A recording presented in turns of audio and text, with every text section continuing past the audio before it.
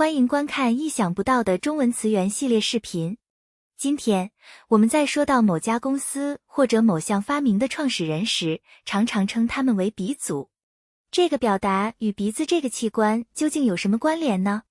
在本期节目中，我们将一同探究鼻祖一词的由来及其演变过程。用鼻祖来表示创始人，并非现代人的创造。那么，古人为何使用鼻祖来指代创始人呢？要解释鼻祖的来源，我们首先需要从鼻字谈起。古代鼻字的本字是自己的字，在上古时期，字指的就是鼻子。在甲骨文和金文中，字的形状与人的鼻子相似，因此当时的字与鼻发音相同。东汉学者许慎在《说文解字》中提到，字，鼻也，象鼻形。清代学者段玉裁在《说文解字注》一书中也指出，字，读若鼻。古人认为，胎儿第一个形成的器官就是鼻子，因此鼻子具有初始的含义。那时，人们还常将第一个出生的孩子称为鼻子。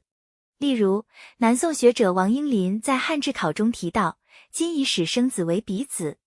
又如，明末张自烈在《正字通》中写道，人之胚胎，鼻先受形，故谓始祖为鼻祖。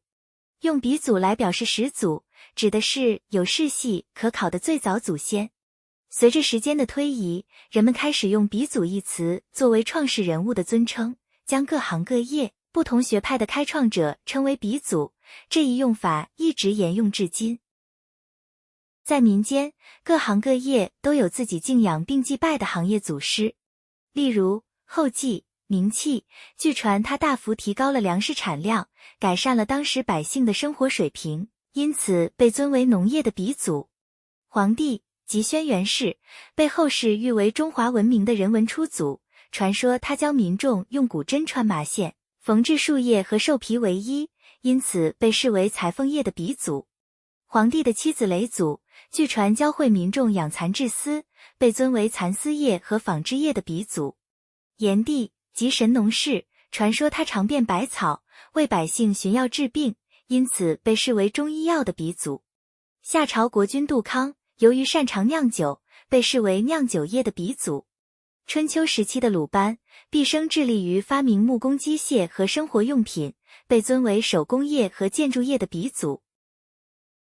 春秋时期的老子及道教的太上老君，传说中曾铸造八卦炉炼丹以求长生，因此被尊为铁匠、铜匠、银匠等冶铸行业的鼻祖。春秋时期的孔子以万世师表之称，成为教育行业的鼻祖。战国时期的鬼谷子因其精通占卜算卦，被视为占卜行业的开创者。传说秦朝名将蒙恬曾改良过毛笔，因此被誉为制笔业的鼻祖。东汉时期的蔡伦总结并改进了西汉以来的造纸经验，利用树皮、麻头、破布和旧渔网作为原料，开创了先进的造纸技术，因此被尊为造纸业的鼻祖。唐代玄宗李隆基召集歌舞艺人与宫女在梨园学艺，并亲自击鼓演奏，为戏曲的发展奠定了基础，后世因而尊他为戏曲行业的鼻祖。通过了解这些历史人物及其在各自领域的开创性贡献，我们得以窥见鼻祖一词背后深厚的文化底蕴。如果你喜欢以上内容，请记得帮我们点赞。